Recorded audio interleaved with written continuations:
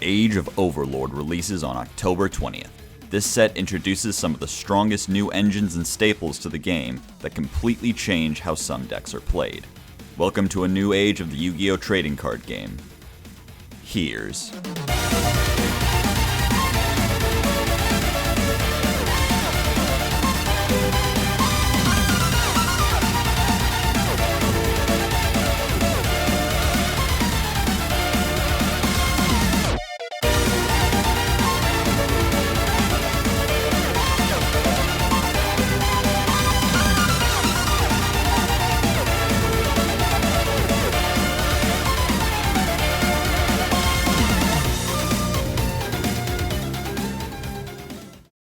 That's it.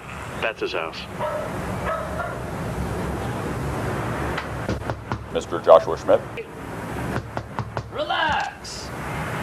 Did I win something? My sources tell me you've been calling the Curry Bandits the Crappy Bandits. So? I take these things personally, Josh. Get lost. Sure.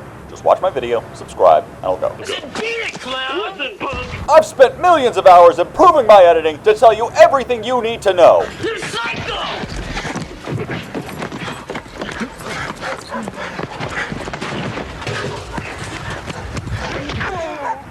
Oh yeah, whoop 'em good, Jack. Josh, you get to watch my best video ever, and all I want is your honest opinion. Funny. Really? You're not just saying that because I'm kneeling on your spine? No, I shouldn't have called you a dumbass, man. I'm sorry, Jack. Well, I'm sorry about the grass stains. Really? No. Diabellstar the Black Witch can summon herself by pitching a card from hand or field, sets a Sinful Spoil spell or trap from deck on summon, and if she's sent to the graveyard during the opponent's turn, can pitch a card to summon herself again. Wanted, Seeker of Sinful Spoils. Searches a Diabellstar monster and can banish itself to return a Sinful Spoil to the bottom of the deck and draw a card. Arciella makes a level 7 spellcaster you control unaffected by monster effects, but kills it next standby phase, and Slifer's all of your opponent's monsters. Yes, I am abbreviating this effect to Slifer, what are you going to do about it? And Silvera pitches a Diabellstar from hand or field to negate a face-up card, and if your opponent responds to the activation of a Diabellstar or Sinful Spoil, can banish itself to negate that effect. Snake Eye Ash is a level 1 Pyro that searches a level 1 fire monster on summon, and can send itself and another face-up card to summon a Snake Eye from deck. Oak adds back or reborns a level 1 fire from graveyard or banished on summon, and has the same effect to summon a Snake Eye from deck. Birch, built-in, summons itself if you control a fire, and sends itself and another face-up as a quick effect this time to summon a Snake Eye. And Snake Eye's Flamberge Dragon can push a monster from field or graveyard into the back row, quick effect pull a monster out of the back row to your field, and if it's sent to the graveyard, reborns 2 level 1 fire monsters. The field spell Divine Temple of the Snake Eye places a Snake Eye from hand, deck, or graveyard on activation, and if your opponent summons a monster, can pull a monster out of the back row to your field. Original Sinful Spoil Snake Eye sends another face-up card to the graveyard to summon any level 1 fire monster from deck, and can banish itself from graveyard to search a level 1 fire and put a Snake Eye or Diabellstar from grave on the bottom of the deck. Finally, Startling Stare of the Snake Eyes can activate if you control Snake Eye monsters whose total levels are 2 or more, and either pushes a monster from your opponent's field or graveyard to the back row, or summons a monster from the back row of the field. In the OCG, Diabellstar has become a viable engine that existing decks can use to start their plays, or add extra interruptions if they've already drawn a starter. Most notably, this engine has carried Rescue Ace to the top of the charts since original Sinful Spoils can summon Rescue Ace Hydrant from deck. With 3 copies of Diabellstar, 3 Hunter Fiend, and at least a copy or 2 of Snake Eye, this deck gets a huge boost to consistency while also having the ability to pivot towards other plays like using Infernoble Knight Ricciardetto, a level 1 Fire Tuner, to extend with the deck's Fire Warrior monsters, and make big negating synchros like Baron de Fleur that can shore up the deck's weakness to board breakers. In addition to starting combos, the effects of the spells in the graveyard add more to your follow-up plays, giving you a search for another Hydrant and a draw on turn 3 while also recycling your Diabellstar combo pieces. Many other decks have been using similar Diabellstar engines for various combo starting purposes like Vanquish Soul, Orchist, and Evolzar, and also something Jet Synchron, something Chaos Ruler, something Tiaraman's Strongest. Snake Eye as a deck is underwhelming, but has some strengths that could be leveraged in future support. Ash has the full suite of search options original Sinful Spoil has, and then some, like Kurikara. Having multiple cards that summon from deck is extremely strong, and a boss monster that floats into 2 reborns lets you extend into next week. Problem is there just isn't much payoff. Their only archetypal interruption is their unsearchable trap. All the other quick effects accomplish very little aside from building up resources, and they have the sort of Crystal Beast problem where their back row is all good, but their monsters lack the ability to search them, so the whole thing feels rather disjointed. If the big dragon's effect had swapped speeds, maybe there'd be something there, but instead he's just slow removal and quick resource management. Diabellstar appears to be the next big lore arc they'll be building towards, so we're more than than likely to see new Snake Eyes support in the future, along with new sinful spoils that could give the engine even more potential functions. So let me set the scene. So I work at an airport, right? Tough hours, 2 p.m. to 10:30. So when the Horus cards were revealed, I just gotten off of a hard early summer shift, loading planes going to fucking Orlando and shit. Cracker Barrel had just gone woke. It was a tough day. And what do I open Discord to but 6 cards, each with nearly a dozen line of text. Hey, look, a typo. So in my weak-minded state, I decided I didn't feel like reading the cards right now. I'll read them when I get back to the parking lot. But then I got to my car and drove home thinking I'll just read them when I get home. And then I got home and I went to bed thinking I'll just read them in the morning. It has been 3 months and I have not read the Horus cards. So this begins a segment I'd like to call Inside the Mind of a Curry Bandits viewer, in which I'll tell you what the cards do, not based on any actual fact, but on the things I've heard in passing about the cards from my friends who claim to have read them. I think this one mills 4. That's pretty cool. The rest of them summon themselves? They make rank 8s by Giant Trainer. You can play them in anything. They are really broken. Okay, I'll go read the fucking Horus cards. All 4 of the monsters built in summon themselves if you control King Sarcophagus. Imseti pitches itself and another card to search Sarcophagus and draw a card, and if your opponent removes another card you control, can send a card on the field to the graveyard. Duamutef gains 1200 for each Horus you control, and if your opponent removes one of your other cards, can draw 1 for each monster with a different name in your main monster zones. Happy monkey. Same timing returns 2 cards from graveyard or banished that are in his hands or decks, and Kebasenuef applies an effect to make all your Horus monsters untargetable for the turn. King Sarcophagus makes all your Horus monsters indestructible by effects that don't target them. Ah, I see what you did there. And up to 4 times per turn can pitch a card from hand to mill a Horus monster. Also, if a Horus monster battles, you can send the opponent's monster at the start of the damage step. Canopic Protector resets itself if it's sent from the hand or field to the graveyard, and when your opponent activates a card or effect, can summon a Horus monster from hand or graveyard, but only once per each name. So first thing of note is these have nothing to do with Horus the Black Flame Dragon. I mean, sure, whatever, it's just, a fan favorite old school card with an effect that's honestly aged quite well if you build support around it. Literal DM era cover card, the money's right there. These cards have seen success as an engine in all sorts of decks that don't mind giving up cards from their hand and playing out of the graveyard. In exchange for your entire opener, you can get 4 large 8-star bodies that come back for free every turn. The payoff for even just milling 2 can be an extra interruption like Hope Harbinger, protection from hand traps like Photon Lord and Hieratic Sky Dragon, or a huge extender for graveyard decks in the form of the Zombie Vampire. And by milling 3, you can use your 3 bodies to make Coach King Giant Trainer to draw 3 cards, replenishing your hand from all the discards. Because of their generic nature and wide range of payoffs, the OCG has kind of thrown these guys everywhere, from Orcus to Tearlament to... What the fuck is Super Heavy Horus Chimera? I swear Road to the King must be just running bits some days. TG Rocket Salamander is a level 1 Fire Pyro that contribute a TG to summon a different TG from deck, and if you control a machine TG, can reborn a level 4 or lower TG. TG All Clear makes all your TGs machines, gives you an extra normal of a TG, and can pop a TG from hand or field to search a different one. Limit or Removal discards a card to search 2 TGs and can banish itself to add or shuffle back a TG. Closes an Omni-Negate Counter Trap if you control a machine TG that resets itself if a Synchro monster is banished. TG Mighty Striker is a level 2 Synchro Tuner that searches a TG back row on summon, quick synchros, and when it's sent to the graveyard, mills a TG card. Over Dragonar Soul charges for TGs on summon, and if it's popped, draws a card. And finally, TG Glaive Blaster can banish an extra deck monster as a quick effect, but only once per turn for each Synchro monster used for its summon, and once per turn if a monster is banished, you can summon that monster to your field. These cards really laven up TG's playstyle, giving them some actual decent starter cards and huge buffs to consistency. Starting from just Rocket Salamander, which is searchable with all clear, limiter, and original Sinful Spoils, you can summon Screw Serpent from deck, reborn the Salamander, and make Over Dragonar, and bring both its material back, putting all 3 material for Trident Launcher on board. But to resolve it, you need a TG in hand, so yeah, not quite a 1-card combo. Limiter Searching 2 does fulfill that requirement though, so we've got that going for us. You also now get an actual payoff. TG's old bosses were honestly not very good at anything. Meanwhile, Glaive Blaster is pretty good at one thing. 2 banishes, one of which becomes a steal, is kind of cool, but only working on extra deck monsters is kind of limiting. Not going to be many targets in the Labrynth matchup, I reckon. Close is better, but not always an option when you might need to use Mighty Striker's Search to extend. Milling it and resetting it is an option, but to do that you have to banish a Synchro you control, and I'm gonna be honest with you, making the first Synchro costs so damn much that making a second one that probably doesn't fucking do anything because you're locked to TGs isn't gonna be super easy. So where's that leave us? I'd say a fun, reasonably consistent deck that puts up a pretty unique piece of interruption that might not always cut it.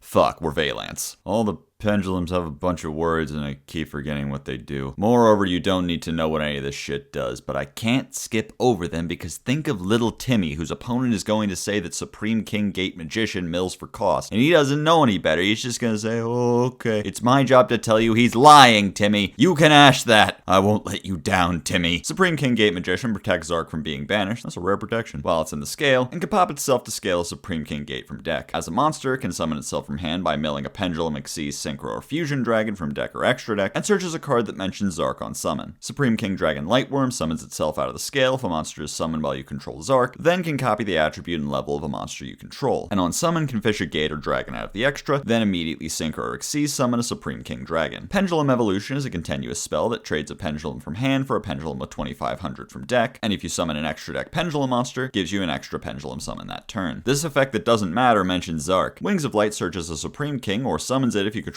Zark. Miracle of the Supreme King has 3 effects if you control Zark, either pop it and summon an Odd Eyes monster or Light Zark, move a Pendulum from the extra deck to the pen zone, or set any quick play spell directly from deck. Soul of the Supreme Celestial King tributes a spellcaster pen to fusion summon Zark by banishing the materials from anywhere. Exceed the Pendulum adds a pen from extra to hand on summon, and can quick effect summon a pen from hand or graveyard of a level you could Pendulum summon. And finally, Odd Eyes Archray Dragon is always treated as Zark, can be summoned by tributing a regular Zark you control, sets any scale from deck on summon, goes to the pen zone when it's destroyed, and can shuffle back the other card in your pen zone to resummon itself.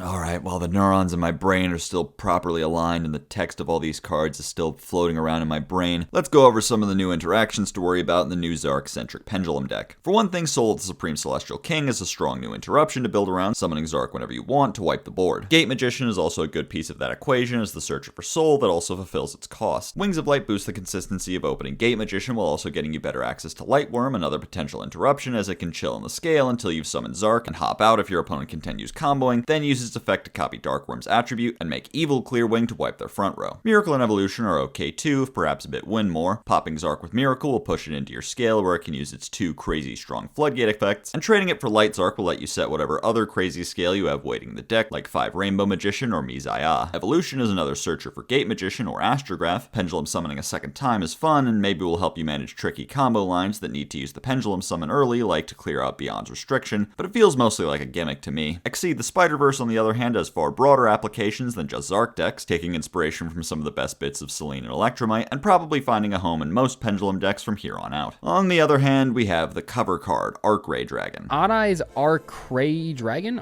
Is that a word? I don't even know what that is. This card carries on the legacy of Charles the Great being a free tag out from an existing boss monster and thus a strict upgrade, but well, his effect to grab a scale out of deck is extremely versatile, but if your plan is to go first and set up the trap card to summon Zark on your opponent's turn, then that means they expect you to summon Light Zark on turn 3, at which point you've already wiped your opponent's field on their turn and probably have game on board. Unlike Charles, who you'd try to make turn 1 and immediately improve your board by tagging him out for Emperor Charles, Light Zark's potential to be useful is kind of come and past by the time you can make him. Kind of odd place for him to be in. Arguable whether he's even worth the slot despite being free to summon if you get Zark on board. At least if you play Miracle as an alternative search target for Gate Magician, he can serve a purpose as the big guy to summon. Xyz Armor Torpedo is a generic rank 3 that can detach 2 materials to draw a card, and while it's equipped to a monster, gives it Armades effect and targeting protection. Xyz Armor Fortress can rank up onto any rank 3 or 4, can't be used as a material while it has material, can detach any number of cards to search the same number of Armor Xyz cards, and while it's equipped to a monster, gives it double damage. Full Armor Dark Knight Lancer, the Dark Lancer, the Dark Lancer. Can rank up from a 5 or 6, gains 300 for each material, can add an Xyz card from graveyard back to hand, and when a card is equipped to a monster you control, attaches an opponent's monster to itself. Xyz Entrust searches an armored Xyz card and makes 2 monsters you control level 3 or 5, and can manage itself to summon an Xyz out of your back row. And Full Armored Xyz is a trap card that just performs any Xyz summon if you control an Xyz monster, and can banish itself from graveyard to equip an Xyz monster from graveyard to an Xyz you control to boost its attack and protect it from being destroyed. This series of extra deck options has seen some experimentation in the OCG as an engine designed to turn a spent rank 3 or 4 into an extra interrupt by turning it into Fortress, detaching the 1 material to search Full Armored, and using that to make Dark Lancer, which you can trigger for a quick removal. This is best utilized in a deck like Mathmech that has an Xyz that can detach both its materials, so Fortress will only need to search 1 to get rid of all of its materials. But even if you don't have an option in Archetype, any deck that can make a rank 3 or 4 can use Torpedo or Dugaris as generic enablers for Fortress that can also give you a little plus along the way. But because the payoff is only a single extra disruption that that eats up multiple extra deck slots and forces you to play at least one brick, willingly using 2 materials that could have just been a Cicada King or a Dweller or even just an IP isn't the most efficient use of your time. Rather, I think you're better off finding a deck like those aforementioned that will natively go through an Xyz that can remove all of its materials, like Zodiac, who can use Chakanine to revive an Xyz with no materials and turn it into a Carlotta Valdez style facsimile of Trident, or Traptrix, who can finally use Alameris for something other than imaginary emergency situations that have never come up in real life, and also interestingly enough gets to use full armored Xyz as a proactive way to trigger Sarah. But in my opinion, the best home for these cards is, okay, listen, just listen, okay,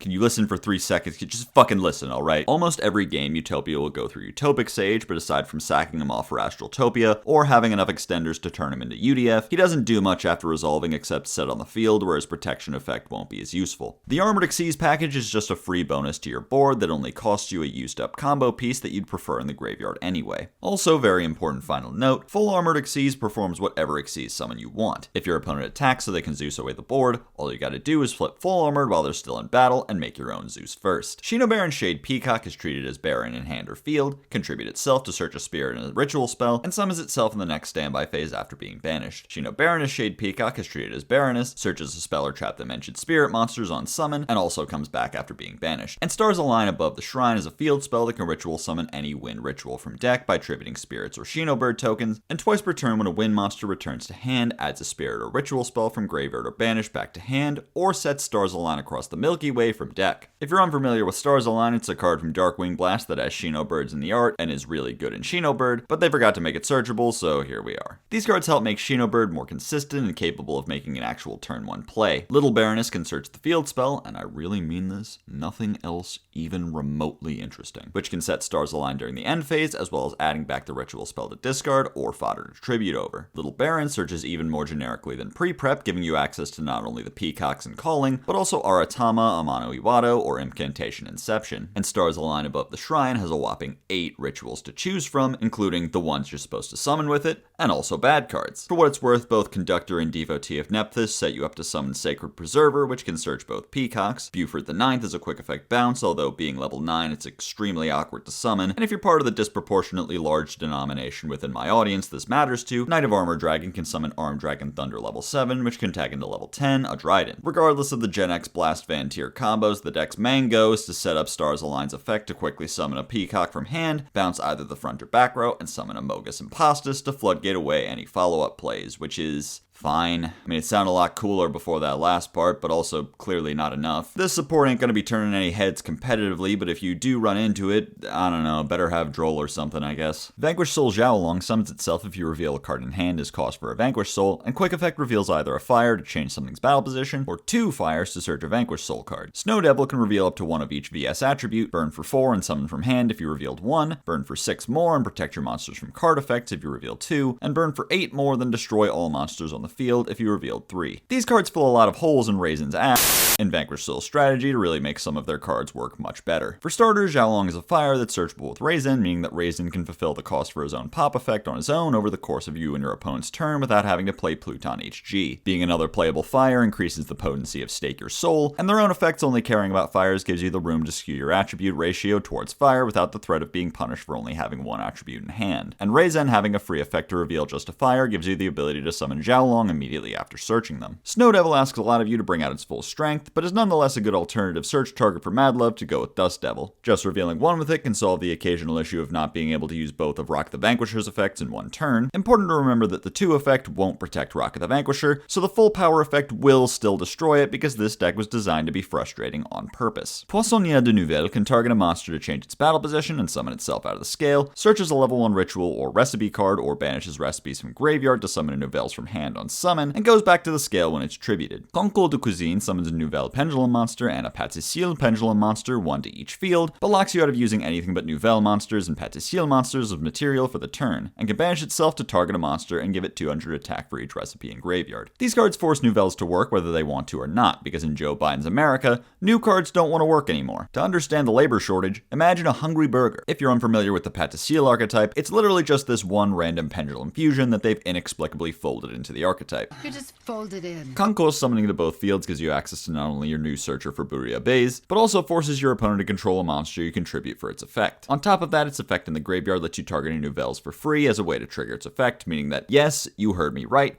as support for the Nouvelles archetype, Konami has printed Indicate.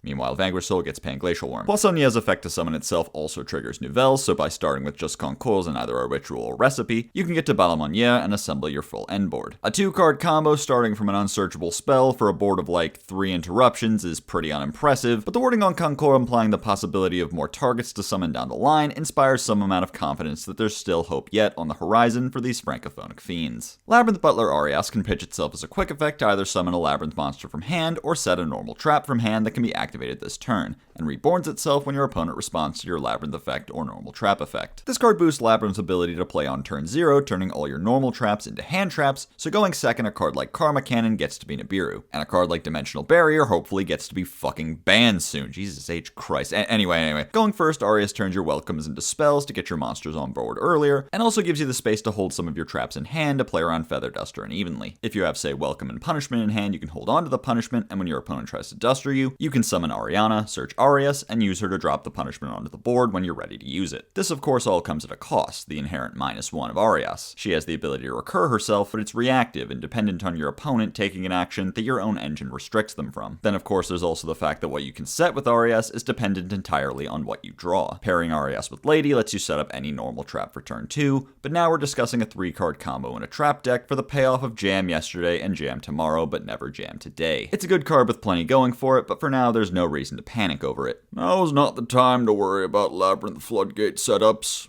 That comes later. Baphomet, the mythical king of phantom beasts, is a fusion of 2 monsters that are some combination of 1 beast, 1 fiend, and 1 illusion, that's treated as Chimera, mills a beast, fiend, or illusion on summon, and can manage itself from graveyard as a quick effect to summon a banished beast, fiend, or illusion. Also semi-relatedly, Master Tau the Chanter reborns an illusion when it's sent to the graveyard. There is nothing interesting about Tau aside from the fact that he's the only illusion out of the 2 new ones even worth reading. He gives you another way to summon Nightmare Magician, but he summons in defense, which is, oh my god, just hilarious. The biggest burf, on the other hand, has a lot of really silly options. Using its mill on Tri-Brigade Kit can bridge the beast adjacent strategy with Tri-Brigade, but only if you avoid getting fusion locked by Big Wing Baphomet. If you wanted to try making a trap-heavy Chimera build, Backjack could be your mill target, and after using it, Burf could loop it back to field from the banished pile. You can beat Tyr Unchained by milling End of Anubis to bring back with King of the Phantom Beasts. By using Chimera Fusion on your opponent's turn to summon Burf, you can dump Farfa for a banish. If Unchained players ever have to worry about the Chimera matchup, they can use Burf as a super poly target that also mills Sharvar or Shyama. Yeah, but this one,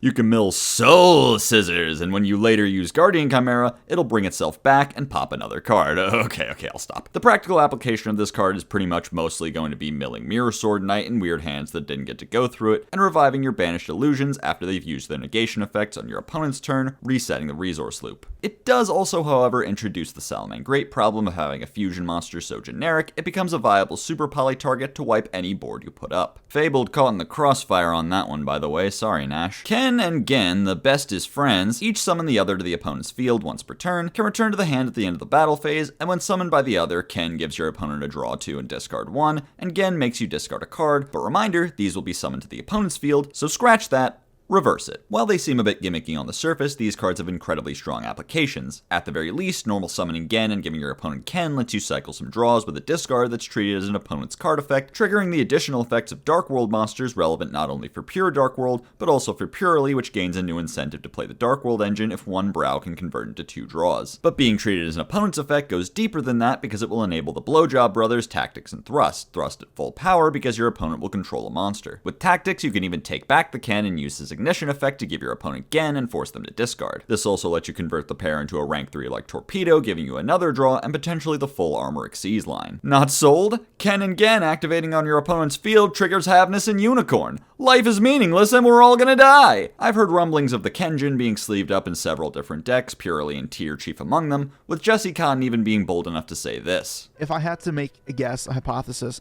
I would say that this deck will show up in I'm going to say about a quarter of the decks in Top Cut of Indy. If you join the Discord, we do have an active bet going on the validity of that prediction. Winner gets a Mojo Dojo Casa House. Earthbound Servant Ban Balena is a fusion of an Earthbound and a Dark that searches a quirky Earthbound-inspired RPG on summon, lets a Dark Synchro attack directly, and if your opponent's monster is destroyed by your Earthbound card, dings your opponent for that monster's attack. 1,000 years, Volcasaurus. 10 seasons, Volcasaurus forever and ever. I'm overclocking the bits per second on this because I don't have anything to actually say about Geogrim. Why is that, you ask? The rest of the archetype isn't out yet.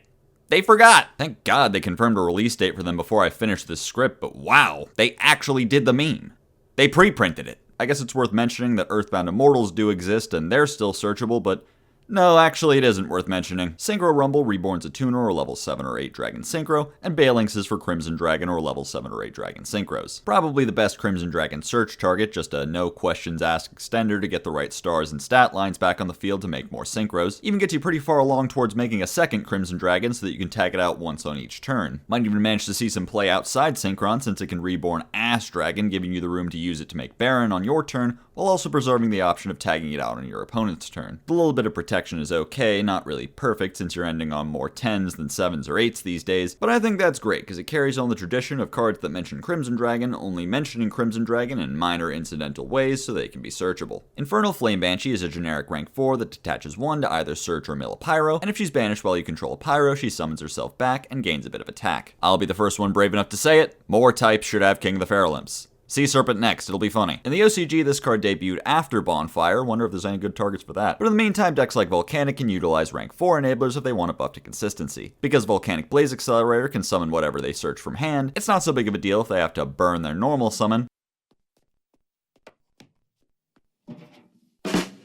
on getting a Banshee. She also works great with Emperor since she can mill Emperor and then be used as one of the banishes to summon it, at which point she'll return to the field. She's also the first consistent means of triggering Agnimal Candle, a pyro tuner that summons itself if you search it, and can adjust its level so you have a whole range of synchro options. Lastly, unlike Bonfire, she can search Volcanic Queen, a kaiju that eats your normal summon. Card Scanner is a continuous spell that lets you call a card type, check the bottom of both players' decks, and if it's a card of that type, it's added to its owner's hand. Also, if your opponent destroys it, you can make your opponent bottom a card from their hand. In the OCG, runic cards are laced with fentanyl, and therefore put any player who comes into contact with them in a state of delirium in which they accidentally start building Magic the Gathering decks. Card Scanner was used in Runic as a means to immediately add back whatever card you place at the bottom of your deck with Fountain. Even if your opponent randomly also has a spell in the bottom of their deck and gets a free +1, guaranteeing you'll have tip in hand every single turn can more than make up for that. I don't recommend this interaction in any Runic deck that isn't on a mono main deck, but still a neat concept to learn from. The new Nemlyria trap isn't skill drain. That's it. That's everything you need to know about this card. You don't actually need to know, but if I didn't tell you, someone would try to tell you Nemlyria has a skill drain now, and they'd be wrong, because none of you could fucking read. We went over this with Sun Avalon Bloom. We went over this with Nordic Shield. I bet you we're gonna be doing this forever and ever in circles. Here's a SpongeBob meme about it. Superstar Slayer Typhon Sky Crisis is a rank 12 that can rank up on top of whatever the monster you control with the highest attack is if your opponent summoned 2 or more monsters from the extra deck this turn or last turn, but locks you out of summoning for the rest of the turn if summoned this way, stops monsters with 3,000 or more attack from activating their effects, and can detach a material to bounce a monster on the field. Like his astral adversary AA Zeus, Typhon is a great generic option for breaking boards. Floodgating out Blue Eyes tier threats like Baron and Mirror Jade protects you from a wide range of end boards. His strongest application, however, is probably for going third. His effects are very clearly designed to match up directly with Zeus, and Zeus by design needs you to special summon from the extra at least twice to make him, and loses all his ability to threaten the board if Typhon hits the field. Now, with the threat of Typhon omnipresent in the format, any monster that sticks on board can threaten to out Zeus if it makes it to open game state. But of course, there's the downsides. Locking you out of summons for the rest of the turn makes it less like your average board breaking tool and more like a last resort after you've chewed through some of your opponent's interruptions but can't keep playing. For this reason, it's better in decks like Labrynth, it is a fiend after all, to protect your back row from negates when the turn flips back to your opponent. Regardless, the totally generic nature and toolbox utility of Typhon has made it a strong option that's found its way into most decks in the OCG since its release,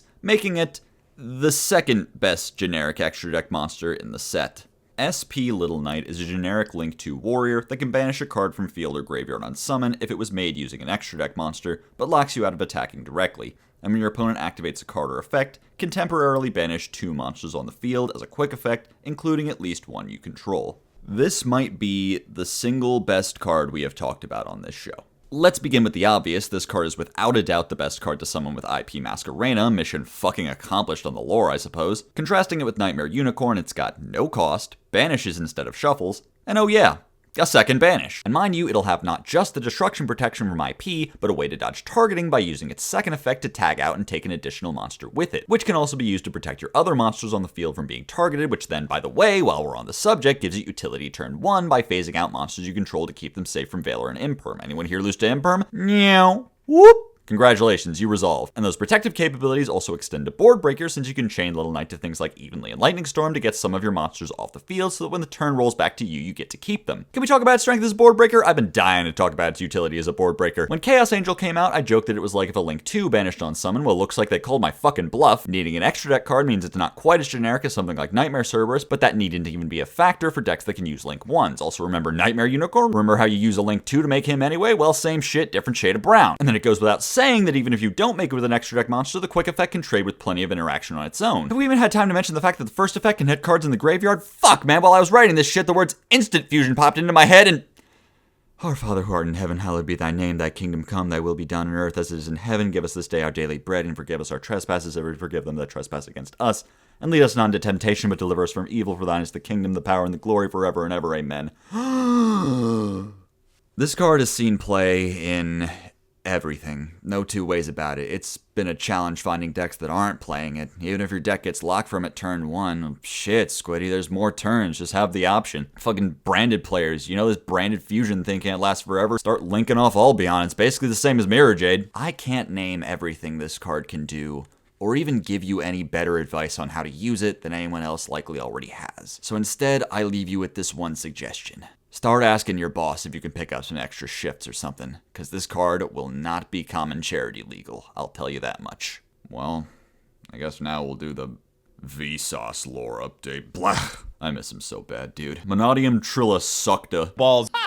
is a level 6 tuner synchro that reborns a level 2 tuner on summon, and can make any number of tuners you control level 2, but locks you to synchros. This card smooths out some of Manadium's lines, letting you ramp up into Amritra using only a Heart Boy and one of the balls. Notably, it avoids letting you make just any level 8 synchro you want by being a tuner itself, and thus only really being useful for Amritra, who doesn't need non-tuners. This also means Riem Heart can one-card combo into Amritra, which can get you to at least Baron, Dissipate, or Apollo. For the most part, it'll just be a great combo piece to weave into Manadium lines that will save you an extender here or there and take the place of Tri-Edge Master in most cases. Veda Calarcanum is a pendulum monster that gets 3 counters each time a monster is destroyed, and summons itself from the scale by removing 12 counters. As a monster, it can only be summoned by that effect, and returns to the hand and tags into a different Veda monster during your standby phase, and when your opponent summons from the extra deck, can banish 12 cards face down to end the turn.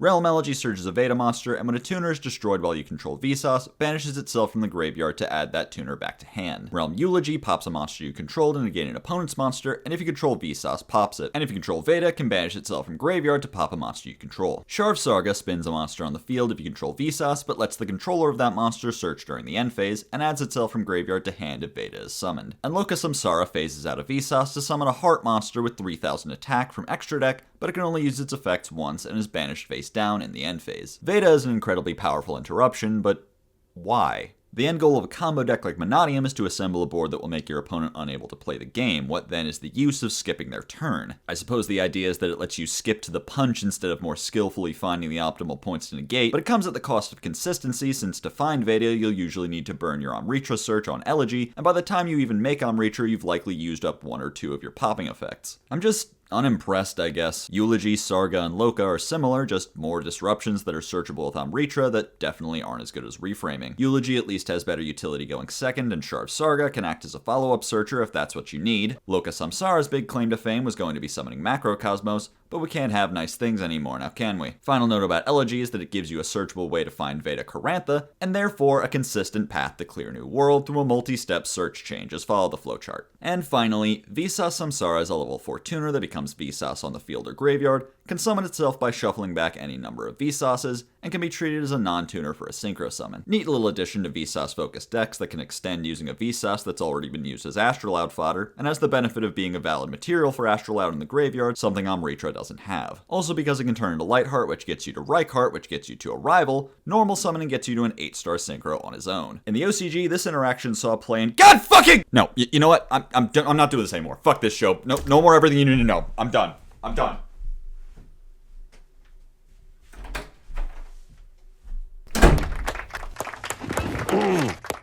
Yeah, that was intense. Yeah. Sometimes he's an interesting guy. I wish I were LukeVonKarma. I wish I were LukeVonKarma. Where's my Rising Yugi Tuber Award? Stove! Motherfucker! I wish I were LukeVonKarma. Fuck all y'all! Fuck all y'all! For I don't sub-replay me, motherfucker! Ah!